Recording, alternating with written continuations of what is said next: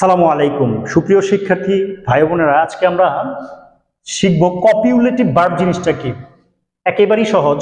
Intransitive ভার্বের পর যদি অ্যাডজেক্টিভ বসে অর্থ চেঞ্জ হয়ে যায়, হ্যাঁ, ভার্বের অর্থ চেঞ্জ হয়ে যায়, তখন এটাকে বলা হয় কপিউলেটিভ ভার্ব। কিরকম? আমরা তো জানি কাম আসা, কিন্তু কাম বা কেম এটা তো সেকেন্ড ফর্ম। কাম ট্রু মানে সত্য প্রমাণিত হওয়া। তাহলে মাই ড্রিমস কেম ট্রু, আমার স্বপ্নগুলো কি হয়েছিল? সত্য প্রমাণিত হয়েছিল। তাহলে ভার্বের আর অর্থ কি হয়ে গেছে? চেঞ্জ হয়ে গেছে, হ্যাঁ, অ্যাডজেক্টিভ বসার কারণে। ঠিক এরকম ভাবে দ্য ডগ ওয়েন্ট ম্যাড মানে গো ম্যাড, গো এর সেকেন্ড ফর্ম তো ওয়েন্ট। তো গো ম্যাড মানে কি? পাগল হয়ে যাওয়া, বা ওয়েন্ট ম্যাড পাগল হয়ে গিয়েছিল। দ্যাট মিনস এমনে যাওয়া, কিন্তু ম্যাড থাকার কারণে হ্যাঁ পাগল হয়ে যাওয়া অর্থ আসছে।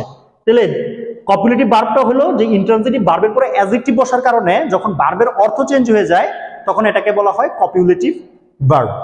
এই ছিল কপিউলেটিভ ভার্ব সম্পর্কিত আলোচনা। Thanks for watching.